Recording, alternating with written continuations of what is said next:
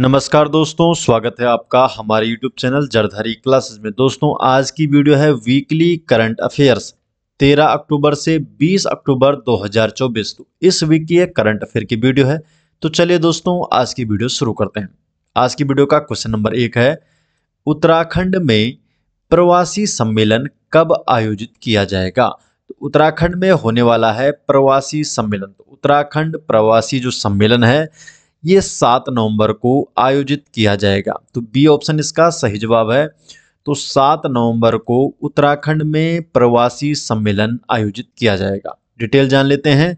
तो सीएम पुष्कर सिंह धामी की पहल पर पहली बार प्रदेश सरकार प्रवासी उत्तराखंडी सम्मेलन करने जा रही है और इस सम्मेलन में प्रवासियों को सम्मानित किया जाएगा। ये सम्मेलन 7 नवंबर को दून विश्वविद्यालय में आयोजित किया जाएगा और इस सम्मेलन के दौरान 5 सत्रों में सशक्त होते उत्तराखंड से राज्य के प्रवासी रूबरू होंगे। क्वेश्चन नंबर 2, उत्तराखंड वन विभाग ने जलवायु परिवर्तन के प्रभाव को कम करने के लिए 42 पारिस्थितिकी प्रयोगशालाएं इकोलॉजी लैबोरेटरी स्थापित की है। इन प्रयोगशालाओं का मुख्य उद्देश्य क्या है? जो उत्तराखंड वन विभाग है, इन्होंने 42 पारिस्थितिक प्रयोगशालाएं स्थापित की है और इसका जो मुख्य उद्देश्य है जलवायु परिवर्तन के प्रभाव की निगरानी करना। बी ऑप्शन, जलवायु परिवर्तन के प्रभाव की निगरानी करना। तो हाल ही में उत्तराखंड वन विभाग ने वनों पर जलवायु परिवर्तन के प्रभाव की निगरानी के लिए 42 पारिस्थितिक प्रयोगशालाएं स्थापित की है और ये प्रयोगशालाएं बुरांश और ब्रह्मकमल में शीघ्र पुष्पन तथा उच्च तापमान से प्रभावित लीची की गुणवत्ता जैसे परिवर्तनों पर डेटा एकत्रित करेंगी। ये पारिस्थितिक प्रयोगशालाएं, जिन्हें जीवित प्रयोगशालाएं भी कहा जाता है, ये तराई क्षेत्र से लेकर अल्पाइन घास के मैदानों तक विभिन्न पारिस्थितिक तंत्रों में फैली हुई है।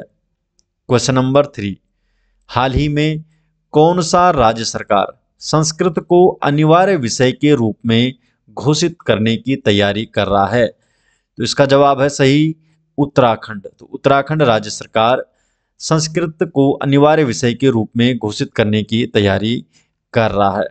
तो उत्तराखंड मदरसा बोर्ड ने हाल ही में राज्य भर के 416 मदरसों में संस्कृत को अनिवार्य विषय बनाने की योजना बनाई है और वर्तमान में 100 से अधिक मदरसों में अरबी पढ़ाई जाती है। नेक्स्ट क्वेश्चन है क्वेश्चन नंबर 4, उत्तराखंड में बर्ड फेस्टिवल का आयोजन कहाँ किया जा रहा है? तो जो बर्ड फेस्टिवल है तो इसका आयोजन उत्तराखंड के मसूरी में, तो मसूरी में बर्ड फेस्टिवल का आयोजन किया जा रहा है। तो ये 8th बर्ड फेस्टिवल है उत्तराखंड में 18 से 20 अक्टूबर, तो 3 दिवसीय है ये, 18 से 20 अक्टूबर 2024 तक के आयोजित किया जा रहा है उत्तराखंड में बर्ड फेस्टिवल। डिटेल जान लेते हैं। तो उत्तराखंड के मसूरी में विनोग हिल वन्यजीव विहार विनोग हिल वाइल्ड लाइफ में 3 दिवसीय 8वां उत्तराखंड बर्ड फेस्टिवल का आयोजन 18 से 20 अक्टूबर 2024 में मसूरी वन विभाग के तत्वाधान में आयोजित किया जा रहा है और जो कार्यक्रम है इसका शुभारंभ वन मंत्री हैं सुबोध उनियाल और धनोल्टी विधायक प्रीतम सिंह पंवार ने किया है। बर्ड फेस्टिवल में देश के विभिन्न राज्यों से लगभग 250 पक्षी प्रेमी और पक्षी विशेषज्ञ शामिल हुए हैं। पहली बार पहाड़ी क्षेत्र में बर्ड फेस्टिवल आयोजित किया जा रहा है और पूरे देश में लगभग 1300 प्रजाति के पक्षी हैं, जिनमें से 729 उत्तराखंड में पाए जाते हैं। दोस्तों, आपको एक महत्वपूर्ण सूचना दे दूं, तो जरधारी क्लासेस के द्वारा उत्तराखंड करंट अफेयर की पिछले 1 साल की ई बुक बन चुकी है, ई बुक आ चुकी है और उसमें सितंबर 2023 से अक्टूबर 2024 तक के संपूर्ण उत्तराखंड करंट अफेयर है, जो आगामी एग्जाम में आपके लिए काफ़ी महत्वपूर्ण होने वाले हैं। आप देखते होंगे उत्तराखंड के किसी भी एग्जाम में जरधारी क्लासेस के करंट अफेयरों से लगातार क्वेश्चन बनते आ रहे हैं। तो ये ई बुक आपके लिए काफ़ी हेल्पफुल हो सकती है और इसमें पिछले एक साल सितंबर 2023 से अक्टूबर 2024 तक के उत्तराखंड के महत्वपूर्ण करंट अफेयर का कलेक्शन किया गया है।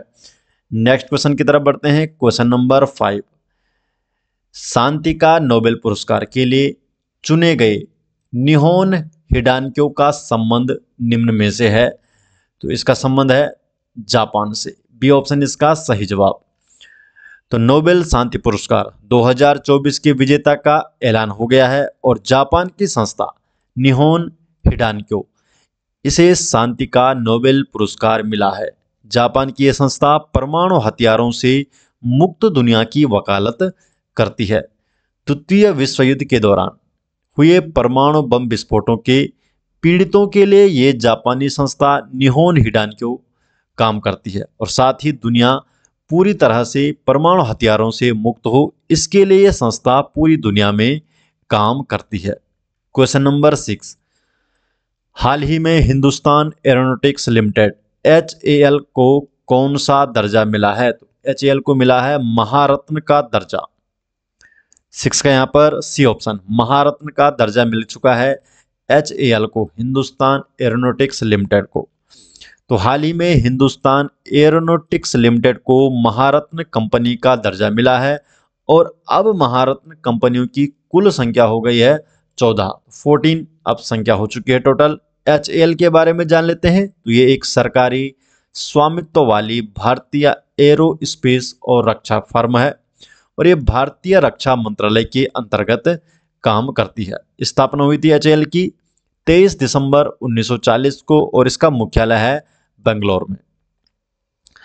ये विश्व के सबसे पुराने और सबसे बड़े एरोस्पेस और रक्षा निर्माताओं में से एक है ये कंपनी और ये मुख्य रूप से एरोस्पेस गतिविधियों में संलग्न है और वर्तमान में विमान डिजाइन, हेलीकॉप्टर, जेट इंजन और उनके प्रतिस्थापन भागों के निर्माण और उत्पादन में शामिल है।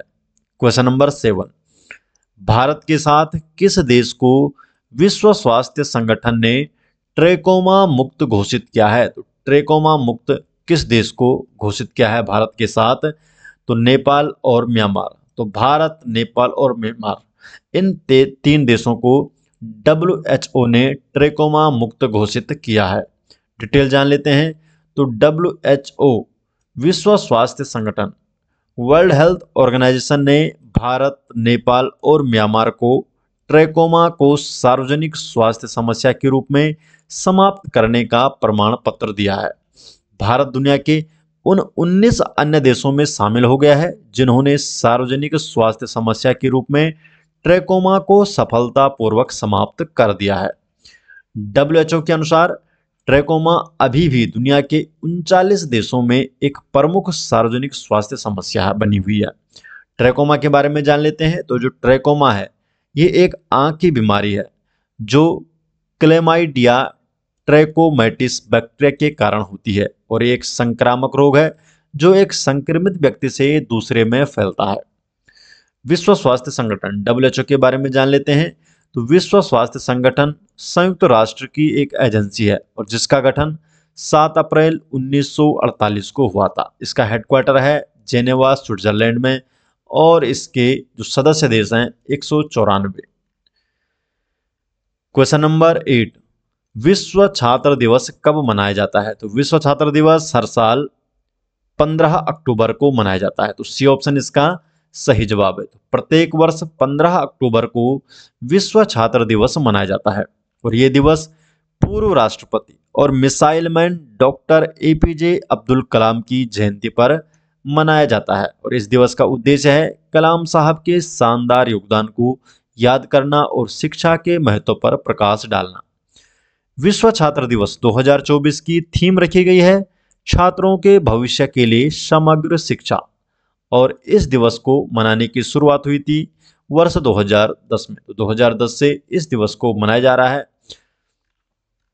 नेक्स्ट क्वेश्चन की बात करते हैं। Question number 9, Indian development and economic assistance scheme ideas के तहत भारत सरकार से रुपये में ऋण प्राप्त करने वाला दुनिया का पहला देश कौन सा बना है? तो दुनिया का पहला देश बना है मॉरिशस।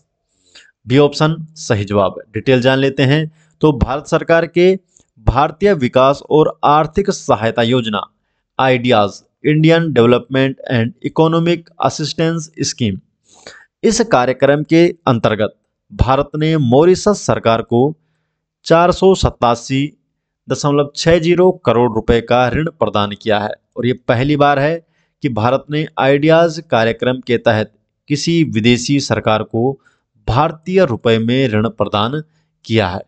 क्वेश्चन नंबर 10 है, विश्व खाद्य दिवस कब मनाया जाता है? जो विश्व खाद्य दिवस है तो ये हर साल 16 अक्टूबर को मनाया जाता है। 16 अक्टूबर को विश्व खाद्य दिवस के रूप में मनाया जाता है। प्रत्येक वर्ष 16 अक्टूबर को विश्व खाद्य दिवस मनाया जाता है। और वर्ष 2024 की विश्व खाद्य दिवस की थीम रखी गई है right to food for a better life and a better future, बेहतर जीवन और बेहतर भविष्य के लिए भोजन का अधिकार। विश्व खाद्य दिवस की शुरुआत संयुक्त राष्ट्र खाद्य एवं कृषि संगठन के 20वें महासम्मेलन में हुई थी। वर्ष 1945 में रोम में खाद्य एवं कृषि संगठन FAO food and agriculture organization की स्थापना हुई थी। FAO विश्व भर में भूख और कुपोषण से लड़ने के लिए समर्पित एक अंतर्राष्ट्रीय संगठन है। FAO ने वर्ष 1981 से प्रत्येक वर्ष 16 अक्टूबर को विश्व खाद्य दिवस मनाने का निर्णय लिया और तब से लेकर हर साल 16 अक्टूबर को विश्व खाद्य दिवस के रूप में मनाया जाता है। भारत में भूखमरी की स्थिति की बात करें तो जो ग्लोबल हंगर इंडेक्स है GHI, तो GHI 2024 की जो रिपोर्ट है इसके अनुसार भारत 127 देशों में 105वें स्थान पर है ग्लोबल हंगर इंडेक्स में। तो दोस्तों ये हो गए इस वीक के करंट अफेयर और जो ये सभी नोट्स है ये आपको मिल जाएंगे हमारे एप्लीकेशन में। अगर आप प्ले स्टोर पे सर्च करते हैं जरधारी क्लासेस या उत्तराखंड जीके तो फर्स्ट में ही आपको उत्तराखंड जनरल नॉलेज के नाम से ऐप मिल जाएगा। इसमें weekly current affair, Uttarakhand history, geography, Uttarakhand के सभी नोट्स वहाँ पर देखने को मिल जाएंगे। दोस्तों अगर आपको जरधारी क्लासेस के पिछले 1 साल के करंट अफेयर की ई बुक चाहिए तो उसका लिंक आपको डिस्क्रिप्शन में दिया गया है या आप डायरेक्टली गूगल पर भी सर्च कर सकते हैं jardhari-classes.in। आप हमारे ई बुक स्टोर में पहुंच जाएंगे और यहाँ पर आपको जरधारी क्लासेस के सभी ई बुक नोट्स देखने को मिल जाएंगे। तो मिलते हैं दोस्तों नेक्स्ट वीडियो के साथ, तब तक के लिए आपका बहुत बहुत धन्यवाद।